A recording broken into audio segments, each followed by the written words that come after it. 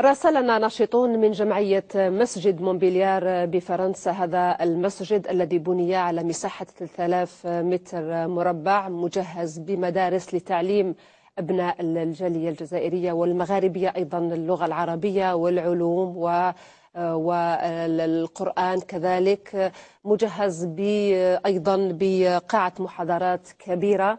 بني لحد الآن 75% من هذا المسجد، بقي 20% لم يتمكنوا من تكملته نظرا لهذه الأزمة الاقتصادية التي عرفتها أوروبا وفرنسا بشكل خاص، وبالتالي هم يناشدون السلطات الجزائرية لمساعدتهم من أجل إكمال بناء هذا المسجد الكبير والتحفة، ويدعون رئيس الجمهورية السيد عبد العزيز بوتفليقة إلى تدشينه.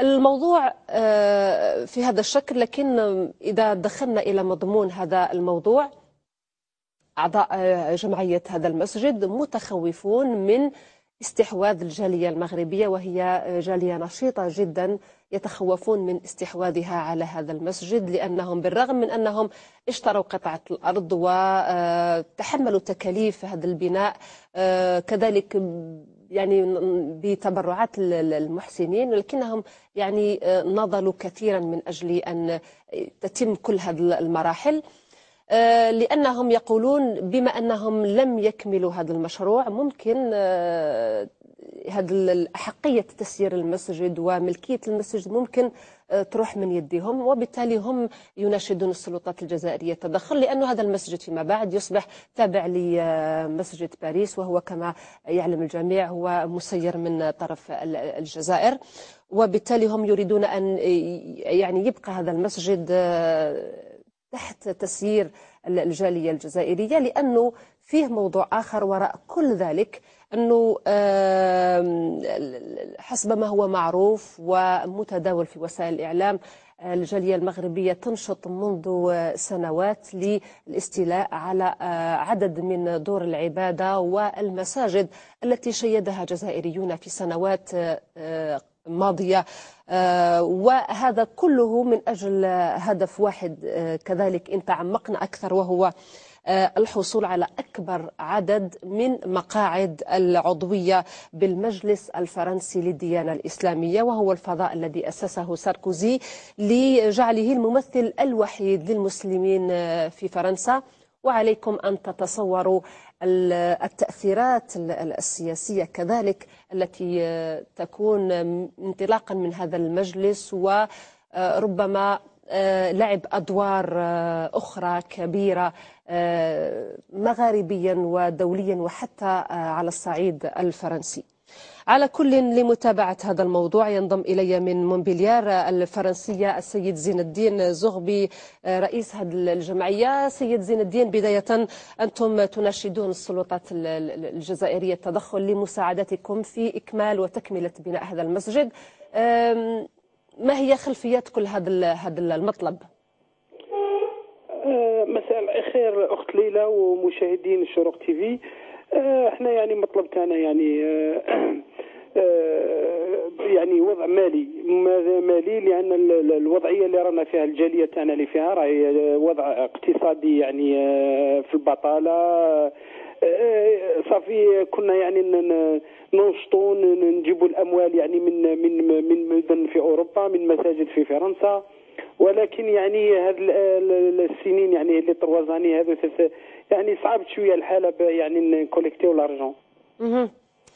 دونك حنايا يعني نطلبوا من فخامه رئيس الجمهوريه يعني باه يساند هذا المشروع، لانه مشروع يعني خاص، يعني في المستقبل يكون يعني مجمع ثقافي إسلامي خاص بالجالية المسلمة وخاصة الجزائرية، لحماية جاليتنا يعني من كل يعني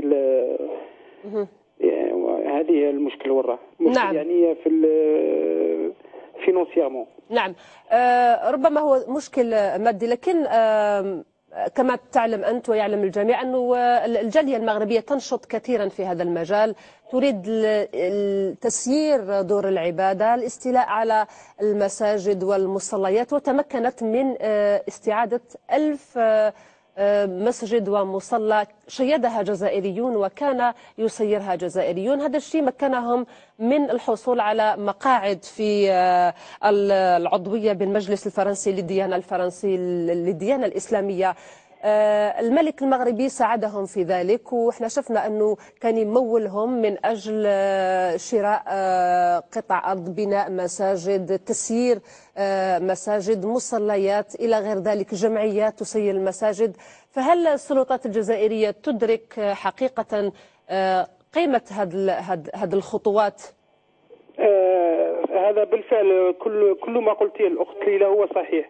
الهدف من وراء ذلك هو الأخذ العدد الأكبر من المساجد حتى تكون لهم الكلمة سياسيا واقتصاديا وثقافيا في الساحة السياسية الفرنسية.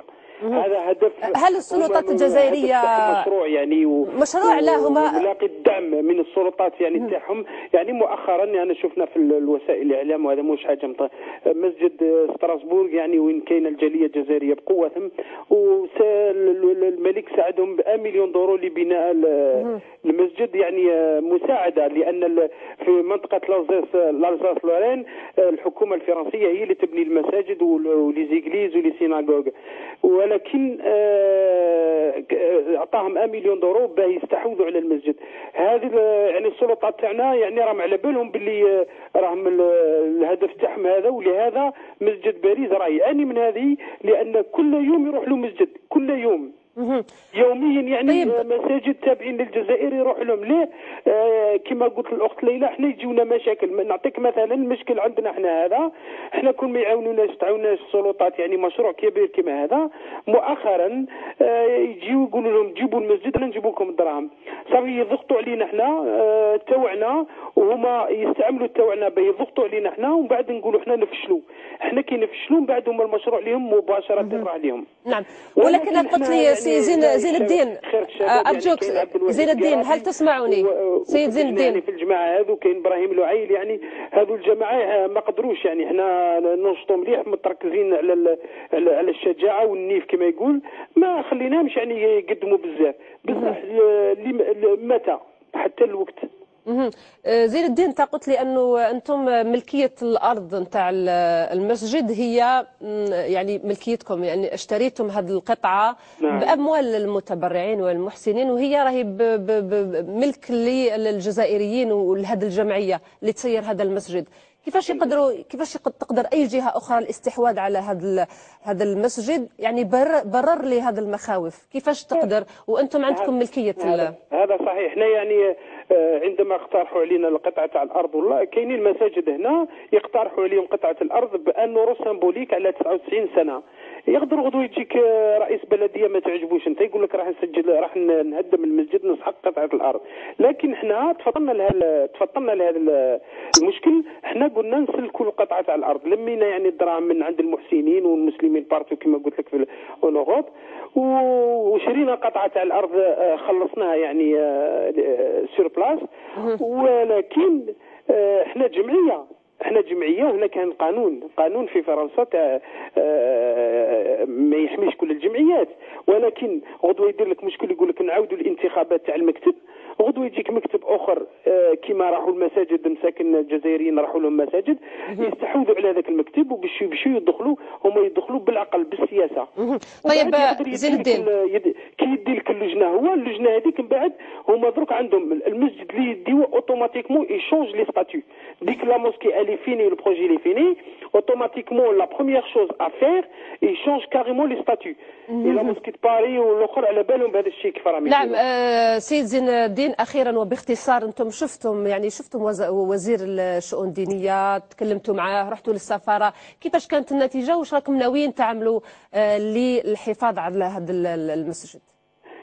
احنا يعني تلاقينا عده مرات، يعني 4 خطرات يعني مع وزير الشؤون الدينيه غلام الله، اعطينا له الملفات، يعني تلاقينا حتى مع المكلف بالجاليه حليم عطله عده مرات، والمسؤولين تاعنا عندهم الملفات تاعنا.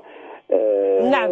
ولكن ما عندنا حتى جواب يعني بوزيتيف، اون اوكين ريبونس بوزيتيف دونك حنا رانا يعني متقلقين، لهذا رانا متقلقين. ونزيد نقول لك الاخت ليلى يعني حاجه اللي ما ذكرتهاش، عندنا قاعه تاع صالات اللي عطيتها لنا البلديه، عطاونا دزونا اون ليتر افيك ان اكيزي دو ريسبسيون يقولوا لنا باخلاء القاعه فان فيفري افريل افريل، لان القاعه راح يهدموها بيديروا فيها مشروع.